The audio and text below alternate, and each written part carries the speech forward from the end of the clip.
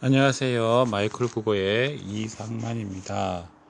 오늘 1학년 우리 두 반 학생들, 1반과 2반 학생들에게 국어의 의문체계에 대해서 거꾸로 교실로 이렇게 동영상을 올립니다. 학생들이 배우게 되는 이 의문은 상당히 중요한 겁니다. 그래서 여러분들 이해하기도 어렵고 여러분들이 많이 외워야 되는 그런 부분이니까 여러분들이 잘 설명을 듣고 반복해서 듣고 여러분들 잘 이해해 주시기 바랍니다. 먼저 의문의 개념을 노책에 있는 그대로 얘기하면 말의 뜻을 구별해 주는 소리의 가장 작은 단위라고 정의합니다.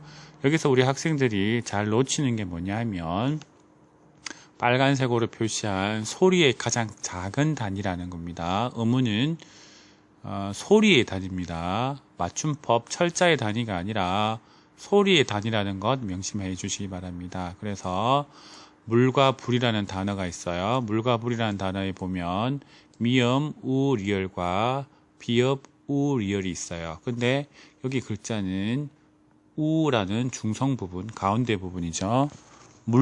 리을이라는 종성 부분이 다 같아요. 그런데 물과 불이 단어의 뜻이 의미가 달라지게 한 것은 비읍과 미음이라는 거죠. 그래서 초성 글자 미음 비읍이 달라져서 말의 뜻이 달라졌구나.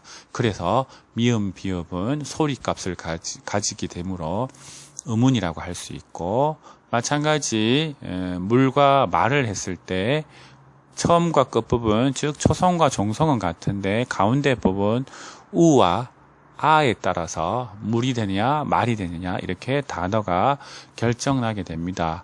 이런 부분들을 우아가 달라졌다고 해서 이것도 의문이 됩니다. 말의 뜻을 구별해주는 소리의 단위니까 우리가 아, 우, 다 그저 미음, 불 이것도 소리의 단위입니다. 자, 그러면 이걸 우리가 얘기하는 철자 스펠링이라고 하는 그런 부분의 단위가 아니라 말의 단위, 소리의 단위라고 얘기합니다. 자, 그러면 예를 들어 보면 나는 오늘 학교에 갔다라는 부분을 의문을 쓰시오 라고 얘기했을 때에는 여기 표기된 그대로 철자를 다 쓰는 게 아닙니다. 소리의 단위이기 때문에 반드시 나는 오늘 학교에 갔다 발음을 하셔야 됩니다.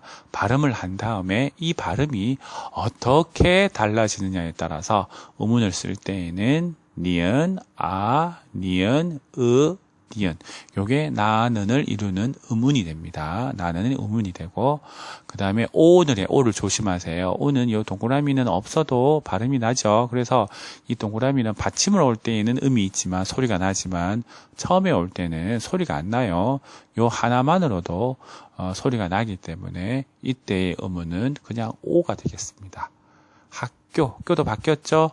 발음이 된소리로 되어도 이렇게 발음을 된소리 된 발음으로 의문으로 취급을 합니다. 같다 마찬가지.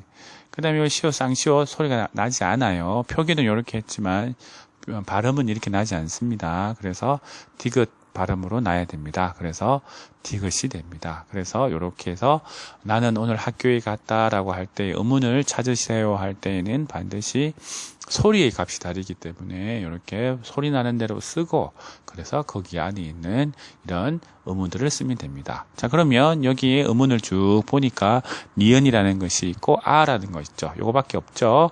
그래서 다음 장 넘어갑니다. 그래서 이런 의문의 종류에는 이렇게 모음이 있고 자음이 있어요. 모음은 이렇게 발음할 때 공기 흐름이 순조롭게 입 밖으로 나오는 소리를 21개가 있습니다. 맑은 소리예요. 헛바에서 올라오는 그림에서 보아와 같이 그림처럼 이렇게 헛바에서 올라오는 모든 소리들, 그러나 입술 모양에 따라서 또는 코에 따라서 기타 여러 가지 발음 기관의 작용을 통해서 아니죠. 입술 모양과 혀의 위치와 혀의 높낮이 에 따라서 달라집니다. 그래서 발음 날 때 그 세 가지 조건에 따라서 요 21개의 소리가 만들어집니다. 자, 그래서 요거는 다음 시간에 배울 테니까 넘어가고 자음부터 보겠습니다. 자음은 발음할 때 공기 흐름이 입안에서 장애를 받아서 나는 소리 19개를 얘기해요. 그래서 허파에서 올라오는 소리가 목구멍에서 진동이 일으켜서 나는 소리가 있고, 혀 뒷부분에서, 그 다음에 혀 중간에서 또는 입천장에서, 입부리에서, 혀 끝에서 또는 입술에서 또는 콧소리에서 이렇게 해서 여러 가지 작동을 일으켜서 나는 소리들을 자음이에요. 그래서 이 자음은 맑은 소리가 되지 않아요. 거친 소리가 내는 거예요. 그래서 이 자음 19개. 그래서 모음과 자음을 다 합치면 우리 국어의 음운의 개수는 총 40개. 총 40개로 매우 많아요. 그래서 매우 많기는 하지만 우리가 다 배우고 나면 이게 많은 게 아니구나, 10개로 다 통합될 수 있구나 라는 걸 깨닫게 됩니다. 그거는 수업의 진도를 나간 다음에 해보도록 합시다. 다음, 그래서 국어의 자음이 소리 나는 위치에 따라 일단 나눌 수 있어요. 그래서 앞에부터 보면 입술 소리, 잇몸 소리, 센 입천장, 여린 입천장, 목청소리. 갈로 부분은 한자말이에요. 그러니까 세종 당시에 이렇게 한자말로 이렇게 적어놨었어요. 순음, 지조음, 경국의, 영국의 후음 이렇게 만들어놨으니까 이게 한자말이구나 생각하시면 됩니다. 그래서 두 입술에서 만들어지고 잇몸 소리, 혀끝이 윗잇몸에 닿을 때 나는 소리. 센 입천장은 혓바닥하고 센 입천장 부분이 있어요. 혀를 만져보면, 혀를 위에 올려보면 딱딱한 입천장 부분이 있습니다. 그 부분을 얘기하고요. 여린 입천장은 목 뒤쪽에 목청 사이에 있는 부드러운 입천장에서 나는 소리, 주로 혀 뒷부분이 올라가서 만들어지는 소리를 얘기합니다. 그 다음 목구멍 소리, 목청 소리라고 하는데 목청 사이에서 나는 소리입니다. 자, 이런 부분들을 일단 위치를 순서대로 알아놓고 이 그림을 노트에 그려주세요. 노트에 보니까 빈 여백에다가 이렇게 적어주시면 됩니다. 잇몸 소리, 입술 소리, 윗잇몸 소리, 센 입천장 소리, 여린 입천장 소리, 목청 소리.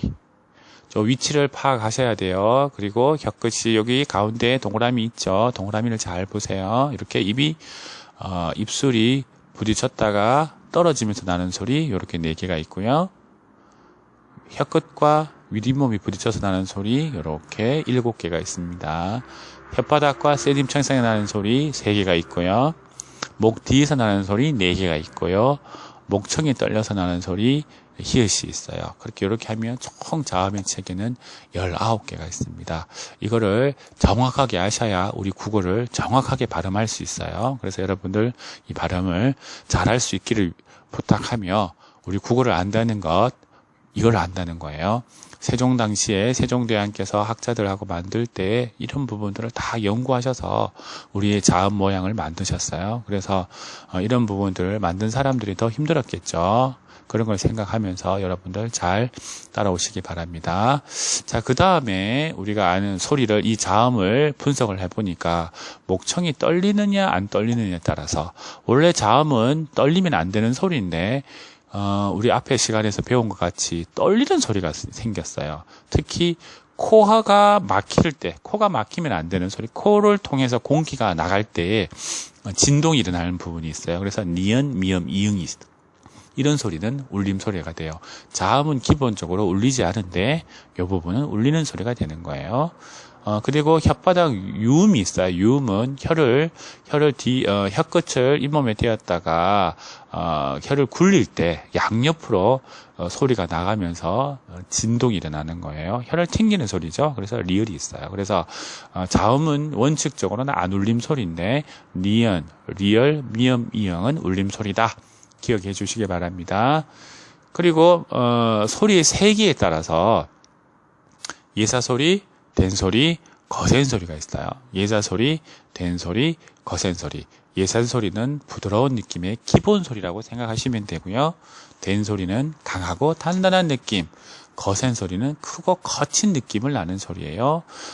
예를 들어보면 감감이 있다면 깜깜이 더 단단하고 더 강한 느낌이 들죠. 그리고 캄캄은 더 거친 느낌이 들죠. 감감하다, 깜깜하다, 캄캄하다. 이런 식으로 우리가 예사소리, 된소리, 거센소리는 더 느낌을 더 강화시켜주는 그런 소리의 세계에 따라서 우리가 그렇게 우리 국어는 특징 지어집니다. 영어는 이런 거 없습니다. 서로 달라지지만 우리는 서로 의미까지도 비슷하게 연결되어집니다.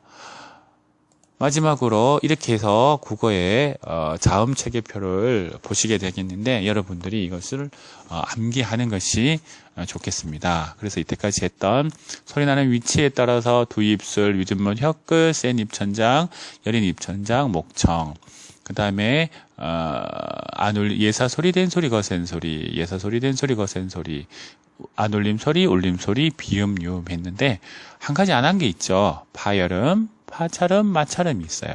이거는 소리 내는 방법이에요.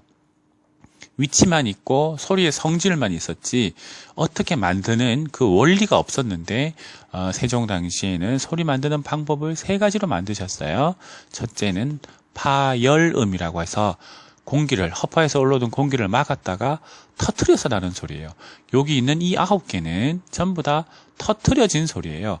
입술을 막아서 터트렸다가 위두문 혀끝이 공기를 막았다가 터트리고 여린 입천장, 목 뒷부분하고 혀 뒷부분이 공기를 막았다가 터트려서 나는 소리가 다 이 소리가 되겠습니다. 마찰음은요. 마찰음은 터트려 나는 소리가 아니라 공기의 통로를 좁히면 되는 거예요. 허파에서 올라오는 공기를 입을 크게 벌리는 게 아니라 위두문 혀끝이 거의 다 막을 듯 말 듯. 다 막으면 안 돼요. 다 막지 않고 거의 좁은 통로로 바람이 새어나가는 소리. 그 다음에 자, 요거는 기본 소리가 되고 요거는 좀 더 강화된 소리겠죠. 공기가 1이라면 여기는 공기 양을 2로 하면 되는 거예요. 파찰음은 처음에는 막아요. 막았다가 펑 터트렸던 것 같지만 펑 터트리지 않고 서서히 터트려서 마찰되게 하는 거예요. 이거는 입을 크게 벌려준다면 이거는 살짝만 벌려주면서 공기의 좁은 통로로 공기가 쓱 지나가게 만드는 거예요. 그때 혓바닥하고 센 입천장이 소리를 만들게 되는 거예요. 자, 그래서 어떻게 했냐면 즈 막았다가 살짝만 떠주는 거예요. 짜, 짜, 차, 짜, 짜, 차. 이렇게 해서 공기의 양을 1, 2, 3 조금 더 강화되게 나오고 공기의 양만 나가는 거예요. 입이 더 커지는 게 아니라. 그러다 막았다가 조금 통로로 슥 지나가게 만드는 소리. 그래서 파열, 마찰, 파찰 3가지 방법으로 소리를 만들고 여기 있는 5개는 위에 있는 5개 두입술부터 목청 사이의 5개는 이 자음들이 만들어지는 위치를 얘기합니다. 비음은 코에 공기가 나가서 진동이 된다는 거고 유음은 혀의 양옆으로 공기가 나가서 진동이 있다라는 그런 얘기가 되겠습니다. 그렇게 해서 요 위치나 요 그림이나 요 표나 앞에 나왔던 음운 체계의 그림을 보시면서 여러분들 이 자음 체계를 꼭 기억해 주시기 바랍니다. 이상으로 자음, 음운의 정의와 자음에 대해서 공부하였습니다. 여러분들 꼭 정리하면서 한 20분 동안 꼭 학습해 주시기 바랍니다. 외워 주시기 바랍니다. 이상입니다.